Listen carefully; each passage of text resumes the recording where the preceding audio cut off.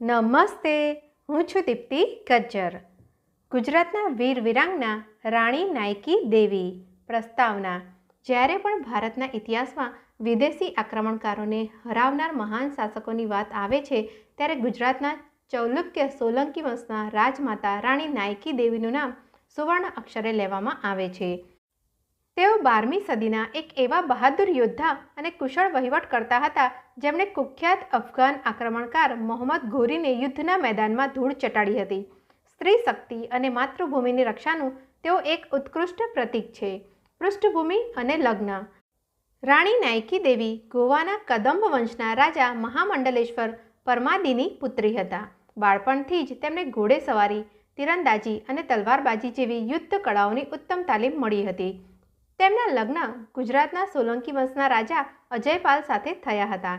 રાજા અજયપાલના ટૂંકા શાસન બાદ તેમનું અવસાન થયું, જેના કારણે ગુજરાતની ગાદી પર સંકટ આવી પડ્યું. તેમના પુત્ર મૂળરાજ બીજા, જેઓ પાછળથી બાળ મૂળરાજ તરીકે ઓળખાયા, ખૂબ જ નાના હોવાથી રાણી નાયકી દેવીએ રાજમાતા તરીકે ગુજરાતનું શાસન પોતાના હાથમાં લીધું. મોહમ્મદ ઘોરીનું આક્રમણ અને રણનીતિ. વર્ષ 1178માં મહત્વાકાંક્ષી અફઘાન શાસક મોહમ્મદ ઘોરીએ ભારત પર આક્રમણ કર્યું. તેણે વિચાર્યું કે ગુજરાતમાં અત્યારે એક મહિલા અને નાનું બાળક શાસન કરી રહ્યા છે, તેથી પાટણ જીતવું ખૂબ સરળ હશે. ઘોરી એક વિશાળ લશ્કર સાથે ગુજરાત તરફ આગળ વધ્યો અને રાણી નાયકી દેવીને શરણાગતિ સ્વીકારવા સંદેશો મોકલ્યો. પરંતુ રાણી નાયકી દેવી બિલકુલ ડર્યા નહીં.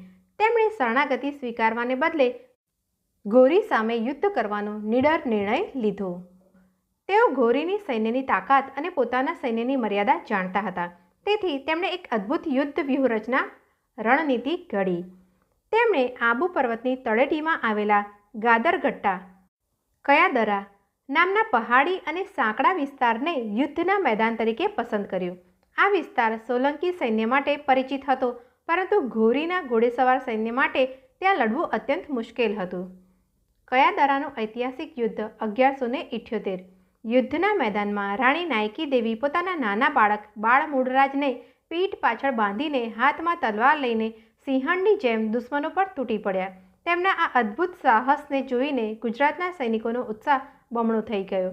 પહાડી ભૂપ્રદેશનો લાભ લઈને સોલંકી સૈન્યએ મોહમ્મદ ઘોરીના લશ્કરને ચારેય તરફથી ઘેરી લીધું અને તેનો ખરાબ રીતે પરાજય કર્યો. રાણી નાયકી દેવીના પરાક્રમ સામે ઘોરી એટલો ડરી ગયો કે પોતાના જીવ બચાવીને લોહીલુહાણ હાલતમાં માત્ર થોડા સૈનિકો સાથે યુદ્ધના મેદાનમાંથી ભાગી છૂટ્યો. આ હાર એટલી ગંભીર હતી કે ત્યારબાદ આગામી 13 વર્ષ સુધી ઘોરીએ ફરી ક્યારેય ગુજરાત તરફ નજર કરવાની હિંમત નહોતી કરી. ઉપસંહાર. રાણી નાયકી દેવીનું જીવન અને તેમનો વિજય એ ભારતીય ઇતિહાસની એક ગૌરવશાળી ઘટના છે. કમનસીબે ઇતિહાસના પુસ્તકોમાં તેમને એટલું સ્થાન ન મળ્યું જેટલું મળવું જોઈતું હતું, પરંતુ તાજેતરના વર્ષોમાં તેમના પર બનેલી ફિલ્મો અને સાહિત્ય દ્વારા નવી પેઢી તેમની વીરતાથી પરિચિત થઈ રહી છે. એક આદર્શ માતા, કુશળ શાસક અને અજોડ યોદ્ધા તરીકે રાણી નાયકી દેવી ગુજરાત અને ભારતની નારી શક્તિની ઓળખ તરીકે હંમેશા અમર રહેશે. અસ્તુ. મને પ્રેમપૂર્વક સાંભળવા બદલ આપ સૌનો ખૂબ ખૂબ આભાર.